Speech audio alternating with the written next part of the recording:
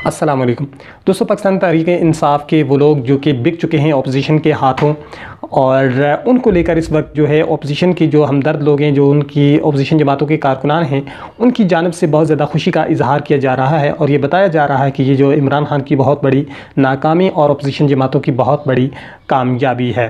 बहुत ही अजीब किस्म की ये बात है। बहसीत पाकिस्तानी कौम, अगर आप किसी भी जमात के सपोर्टर हैं या कि किसी भी जमात से आपका ताल्लुक़ है, तो आपको सबसे ज़्यादा उस जमात से ज़्यादा अपना मुल्क अज़ीज़ होना चाहिए, अपनी आवाम का मफाद जो है वो ज़्यादा अज़ीज़ होना चाहिए।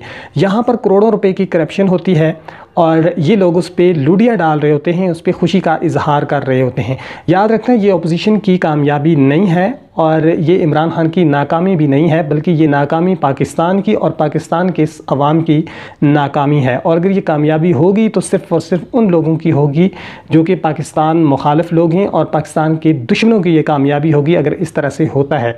इस तमाम तर मामले में जो इमरान खान की पिछली 2 दहाइयों से जो इस निज़ाम के ख़िलाफ़ एफ़र्ट थी, जो उन्होंने कोशिश की थी, उसका ये नतीजा है कि आज वो निज़ाम और आज वो ख़रीदो फ़रोख्त की जो सियासत थी वो खुल कर जो है वो अवाम के सामने आ चुकी है। मुकम्मल तौर पर ये जो लोग हैं वो एक्सपोज़ हो चुके हैं, इनका पर्दा जो है वो फाश हो चुका है। अवाम को अगर आपका किसी भी पार्टी से तल्लुक़ है तो आपको अक्ल शऊर से काम लेना चाहिए और ऐसे लोगों के ख़िलाफ़ आपको डट कर आना चाहिए। ये इनके बाप का पैसा नहीं है, बल्कि ये मेरा और आपकी मेहनत का, खून पसीने का कमाया हुआ वो पैसा है, जिसको ये लोग इस तरह से अपने ज़ाती मफाद के लिए और इस मुल्क के इदारों के ख़िलाफ़ और इस मुल्क की सालमियत के ख़िलाफ़ जो है वो इस्तेमाल कर रहे हैं।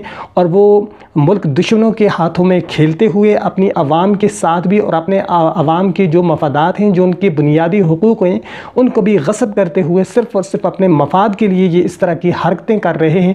जो कुछ भी हुआ, जो लोग बिक चुके हैं, याद रखना इन लोगों का तो अंजाम ही इतना बुरा होगा, जो कि इससे पहले आप देख चुके हैं जावेद हाशमी का, आयशा गुलाली का, रेहाम खान का, ये भी उसी सफ़ में जाएंगे और इनका जो अंजाम होगा वो इससे भी बुरा होगा।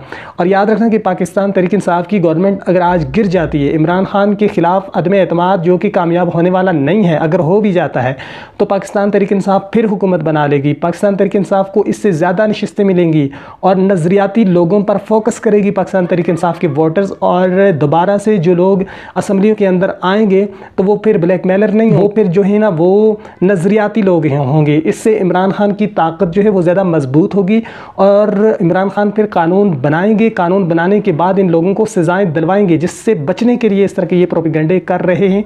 हमेशा से इन लोगों ने औरत कार्ड खेला है, मज़हब का कार्ड खेला है, एक दूसरे को माओ बहनों की नंगियां गालियां दी हैं। जब इन पर कोई बात आई है, इन्होंने औरतों को हायर करके लोगों को बदनाम करने की कोशिश की है।